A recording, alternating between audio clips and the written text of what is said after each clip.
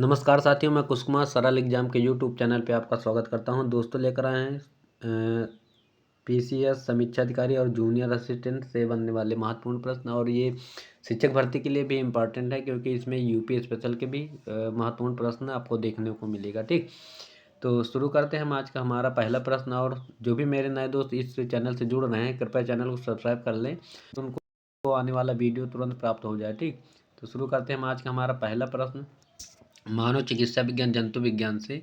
प्रश्न है हमारा, निम्नलिखित विकल्पों में से कौन सा विकल्प सुमेलित नहीं है, पूछा। ठीक, तो स्व प्रतिरक्षित रोग, संधिवात संधिशोध से, अनुवांशिकी रोग, क्षय रोग, पामा रोग, चिंचड़ी और मानसिक रोग मोनोविरिला। तो अनुवांशिक रोग जो है ये क्षय रोग जो जिसे टीबी बोलते हैं, अनुवांशिक रोग नहीं होता है। ठीक, तो इसका राइट आंसर बी होगा।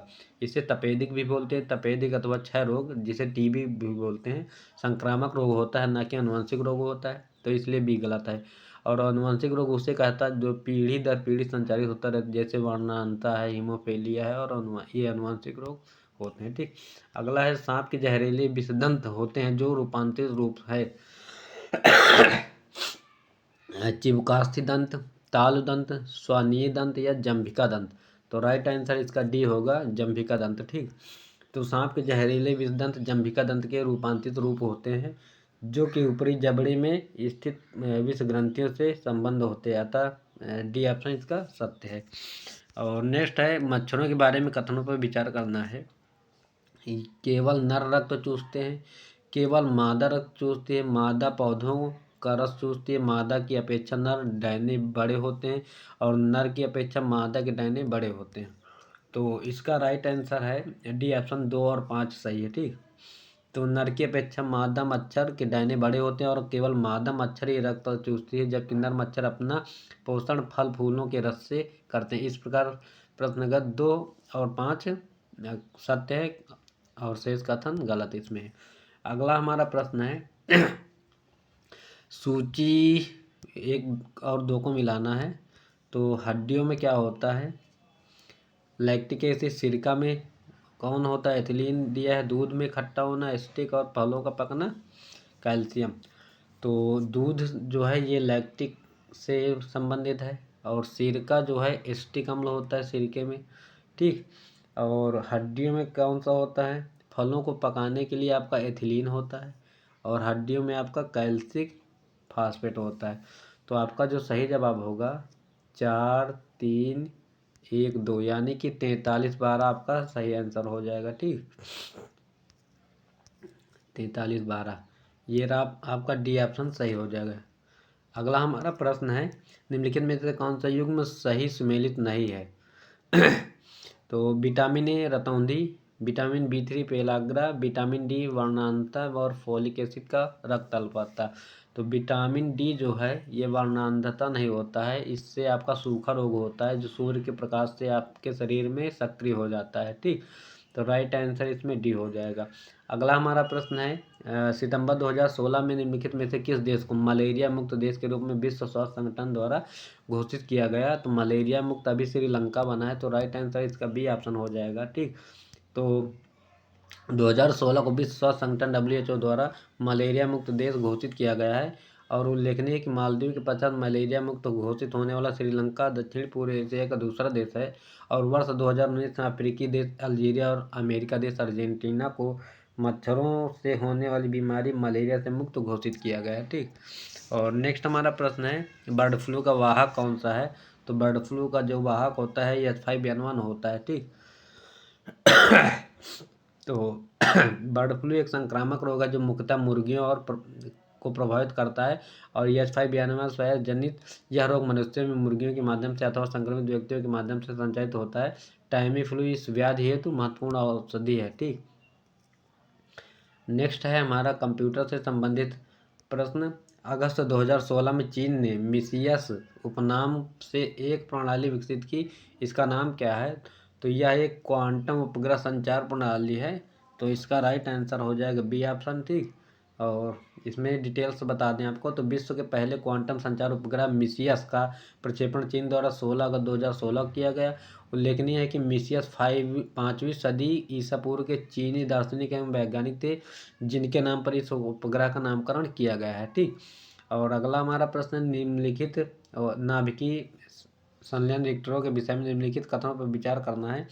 तो वे भारी नाभिकों के विखंडन के सिद्धांत पर कार्य करते हैं। साधारणतया उनकी टोकमाक डिजाइन होती है। वे बहुत अधिक तापक्रम पर कार्य करते हैं। तो इसका राइट आंसर हो जाएगा सी ऑप्शन 2 और 3 इसमें सही है, पहला ऑप्शन गलत है। अगला है हमारा सोलर इम्पल्स 2 विमान ने जुलाई 2016 में अपनी विश्व भ्रमण यात्रा निम्नलिखित में से किस स्थान से शुरू की।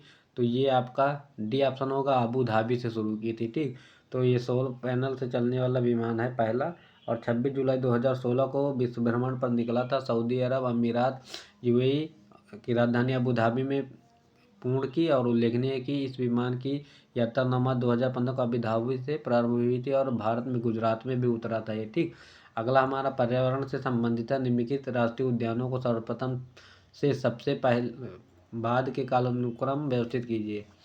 Silent valley, Jim Corbett, Kaziranga, Kanha. तो जिम कॉर्बेट उत्तराखंड 1936 में, साइलेंट वैली केरल में, काजीरंगा असम में और कान्हा एमपी में है। ठीक, तो इसका सही कालानुक्रम इधर देख लीजिए। राइट आंसर इसका हो जाएगा डी ऑप्शन 2 4 3 1 हो जाएगा। ठीक, तो इसमें जिम कॉर्बेट 1936, कान्हा 1955, काजीरंगा 1974 और साइलेंट वैली 1984 में बने। ठीक, अगला है पारिस्थितिकी पदछाप के माप की इकाई क्या है। तो इसकी जो है भूमंडलीय हेक्टेयर होती है, ये ऑप्शन इसका सही हो जाएगा। अगला है निम्नलिखित में से कौन छत्तीसगढ़ में स्थित है। तो इंद्रावती जो है ये आपका छत्तीसगढ़ में पड़ेगा। राइट आंसर इसका हो जाएगा सी ऑप्शन। अंशी राष्ट्रीय उद्यान ये है आपका कर्नाटक में, बेतला झारखंड में, इंद्रावती छत्तीसगढ़ और गूगामल राष्ट्रीय उद्यान महाराष्ट्र में है। ठीक, अगला है इसमें आपको सुमेलित करना है। तो सिमलीपाल उड़ीसा में इसका ये होगा आपको।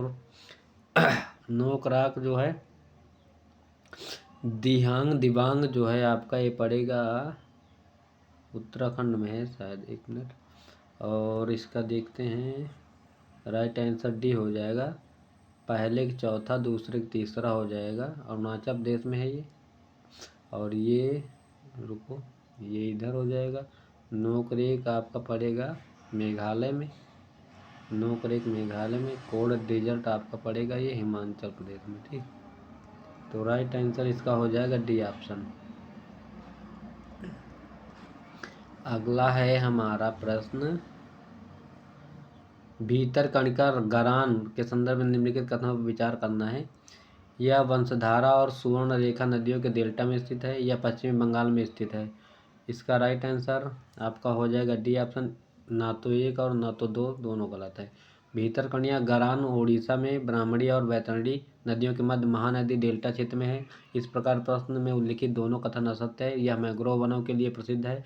गहर माता तट उड़ीसा में स्थित है। यहाँ के भीतरकनिका राष्ट्रीय पार्क में खारे पानी के मगरमच्छ तथा ओली रिडले पाए जाते हैं। ठीक, अगला है यूनेस्को ने जुलाई 2016 में भारत के निम्नलिखित किस राष्ट्रीय उद्यान को विश्व धरोहर में शामिल किया।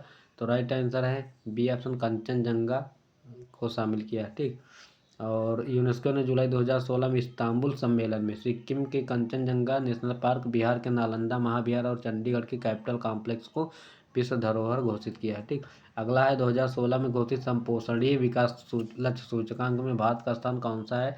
तो फिलहाल इतना पुराना नहीं आएगा, लेकिन 110वां था इसमें। ठीक, अगला है 2016 में यूनेस्को ने भारत में कितने विश्व धरोहर शामिल किए। तो 35 शामिल किए थे। राइट आंसर इसका सी हो जाएगा।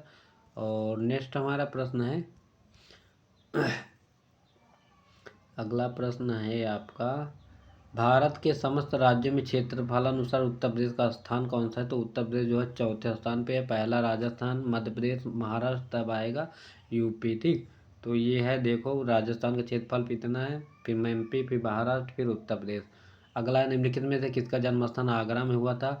तो आगरा में ए और डी दोनों थे, मीर और गालिब ये दोनों का जन्म हुआ था आगरा में। और ये अमीर खुसरो एटा के रहने वाले थे। ठीक, और इसमें बात करें तो उर्दू के महान शायर मिर्ज़ा गालिब का जन्म और 1797 में आगरा में हुआ था और मृत्यु 1869 में दिल्ली में हुई। और इनका वास्तविक नाम मिर्ज़ा असद उल्लाह बेग था तथा जिन्हें अंतिम मुगल शासक बहादुर शाह जफर द्वारा दबीर उल मुल्क और नज्म उल दौला का खिताब दिया गया। मीर तकी मीर का जन्म भी 1722 में आगरा के अकबराबाद में हुआ था। 1782 में वह नवाब आसफउद्दौला के दरबार में लखनऊ चले गए थे। अगला है, निम्नलिखित में से किस नगर में राजकीय ललित कला अकादमी उत्तर प्रदेश अवस्थित है? तो यह आपका लखनऊ में है। ठीक, ये ऑप्शन इसका सही हो जाएगा। और 8 फरवरी 1962 में इसकी स्थापना की गई थी। अगला है, उत्तर प्रदेश की प्रथम महिला मुख्यमंत्री कौन थी? तो ये सुचेता कृपलानी थी। राइट आंसर इसका बी हो जाएगा। 4 बार सबसे ज़्यादा महिला मुख्यमंत्री बनी है मायावती। सरोजिनी नायडू उत्तर प्रदेश की पहली राज्यपाल थी। ठीक, तो ये इसके आंसर हो जाएंगे। तो श्रीमती सुचेता कृपलानी, सुचेता मजुमदार उत्तर प्रदेश की प्रथम मुख्यमंत्री के साथ साथ देश की किसी राज्य की प्रथम मुख्यमंत्री थी। ये वर्ष 1946 में संविधान सभा की सदस्य चुनी गई तथा वर्ष 1958 से 1960 तक भारतीय राष्ट्रीय कांग्रेस की महासचिव रही। नोवाखली के दंगे के दौरान ये महात्मा गांधी के साथ थी। ठीक, और नेक्स्ट हमारा प्रश्न है, कौन सा सुमेलित नहीं है पूछा है? तो लखीमपुर खीरी नक्काशीदार काष्ठ शिल्प, खुर्जा मृतिका शिल्प, मेरठ खेलकूद सामान, जलेसर ढलवी घंटिया। तो लखीमपुर खीरी वाला ये आपका गलत हो जाएगा। ए ऑप्शन इसका सही हो जाएगा। उत्तर प्रदेश में नक्काशीदार काष्ठ शिल्प के लिए प्रसिद्ध स्थलों में मैनपुरी, सहारनपुर, बिजनौर, बुलंदशहर, मिर्जापुर आदि प्रमुख है। लखीमपुर खीरी चीनी उत्पादन का क्षेत्र है। ठीक, अगला है, निम्नलिखित में से किस स्थान पर मुड़िया पूर्णिमा मेला का आयोजन किया जाता है? तो ये आपका सी है, गोवर्धन में होता है। तो मुड़िया पूर्णिमा मेला प्रतिवर्ष आषाढ़ मास की पूर्णिमा अर्थात गुरु पूर्णिमा को गोवर्धन, मथुरा, वृंदावन में आयोजित किया जाता है। अगला है, इसमें सुमेलित करना है। अलीगढ़ किस लिए प्रसिद्ध? तो अलीगढ़ ताला, फिरोजाबाद चूड़ियों के लिए प्रसिद्ध है, मुरादाबाद पीतल का सामान है और टांडा जो है विद्युत करघा के उत्पादन के लिए है। तो आपका 2, 4, 3, 1 यानी कि 24, 31 आपका बी ऑप्शन सही हो जाएगा। ठीक, नेक्स्ट हमारा प्रश्न है, इसमें अभ्यारण्य सही सुमेलित नहीं बताया गया है। तो समस्तपुर रायबरेली, नवाबगंज इलाहाबाद में नहीं है, उन्नाव में पड़ेगा। इसका चंद्रशेखर नाम से नाम है, बखीरा संत कबीर नगर और सांडी हरदोई में है। तो राइट आंसर इसका बी हो जाएगा। ठीक, और इसका नया नाम चंद्रशेखर आज़ाद के नाम से हो गया, उन्नाव में है। ये सबसे पहला था यूपी में। और अगला हमारा प्रश्न है, उत्तर प्रदेश के निम्नलिखित में से किस मंडल में प्रथम समाजवादी अभिनव विद्यालय खोला गया था? तो ये आपका इलाहाबाद में खोला गया था। राइट आंसर ये हो जाएगा। तो इलाहाबाद प्रयागराज मंडल के चाका विकास खंड के दादूपुर गांव में 23 अप्रैल 2016 को उत्तर प्रदेश के मुख्यमंत्री अखिलेश यादव द्वारा उत्तर प्रदेश के पहले समाजवादी अभिनव विद्यालय का उद्घाटन किया था। ठीक, अगला, तो ये थे आज के हमारे कुछ महत्वपूर्ण प्रश्न और उम्मीद है कि यह वीडियो आपको पसंद आया होगा और आपके एग्जाम के प्रति ये इम्पॉर्टेंट है। इसमें पीसीएस समीक्षा अधिकारी, जूनियर असिस्टेंट और शिक्षक भर्ती जो भी उत्तर प्रदेश से संबंधित एग्जाम है उनमें से प्रश्न ये सब आपको इसमें से मिल सकते हैं। ठीक, तो उम्मीद है कि यह क्लास आपको बेहतर लगी होगी और अच्छी लगे तो क्लास को लाइक और शेयर करना ना भूलें। Thanks for watching this video. Thank you, bye सभी को।